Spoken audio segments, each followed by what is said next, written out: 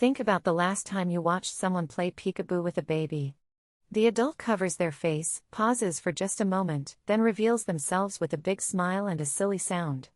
And the baby absolutely loses it. Pure, unfiltered delight. Every single time.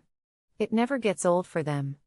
But here is the thing nobody really stops to ask: why?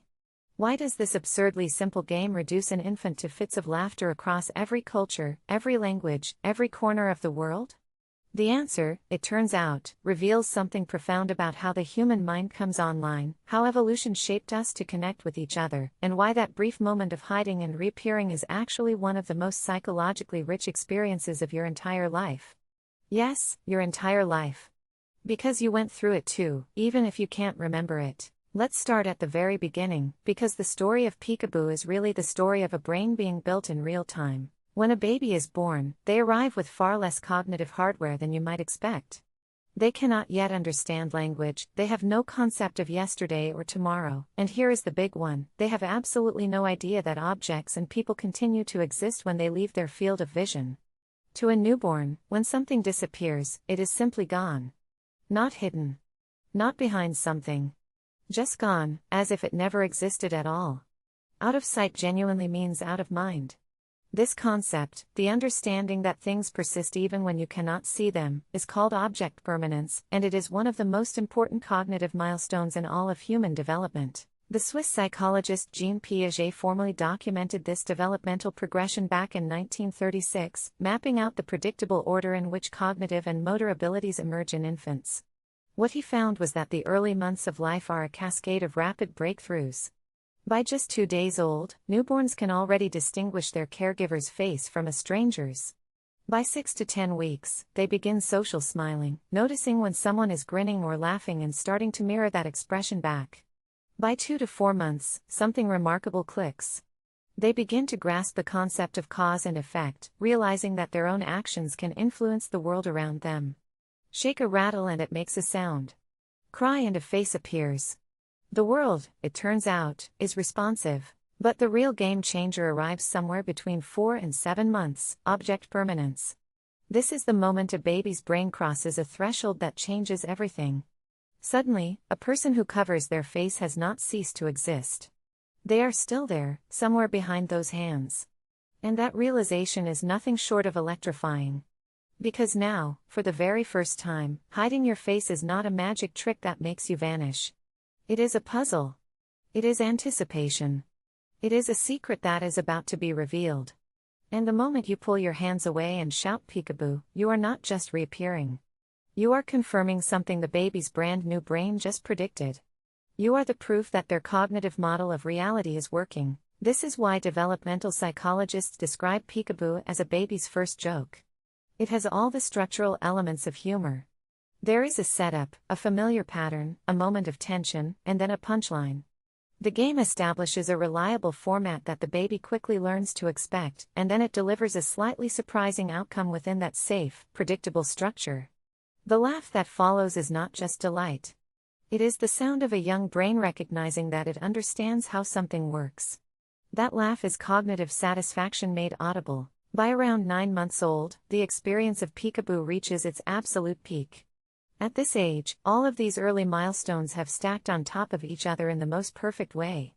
The baby can now focus on the game for longer stretches, actively track where your face went, and even begin to anticipate the timing of the reveal.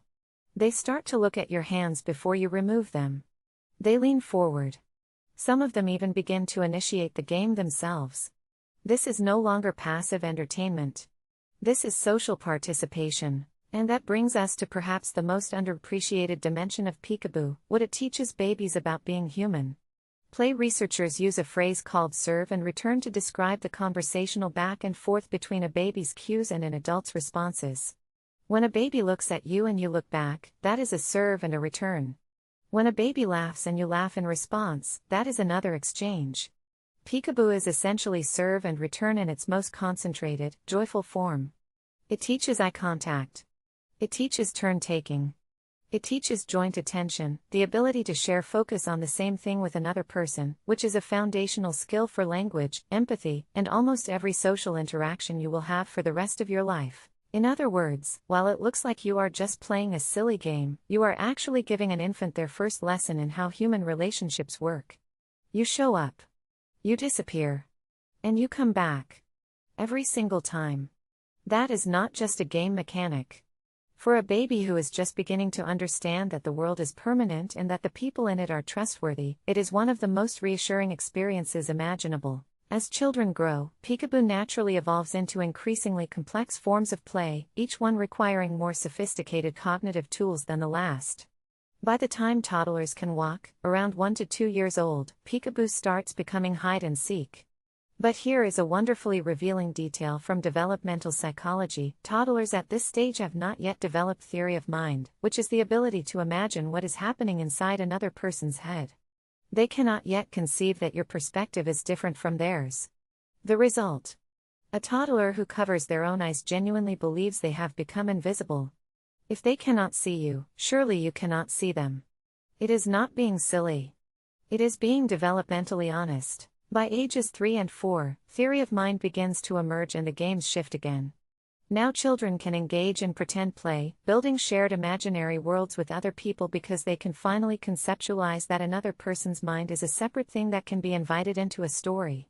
And by 5 or 6, expanding language allows them to negotiate rules, create structure, and participate in the kind of organized games that start to look recognizably like adult social life. Every single one of those stages traces a direct line back to peekaboo.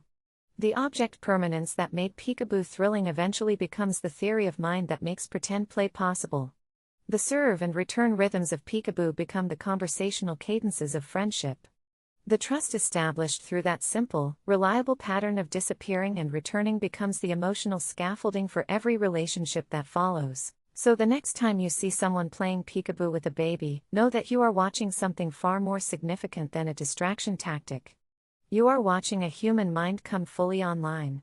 You are watching the first sparks of social understanding, cognitive prediction, and emotional trust. You are watching the very beginning of a person learning how to be in the world with other people. And one day, that same baby will play peekaboo with someone else's child and pass all of that forward, completely unaware of the ancient, beautifully simple psychological gift they are giving. We all started here. And in some ways, we never really left.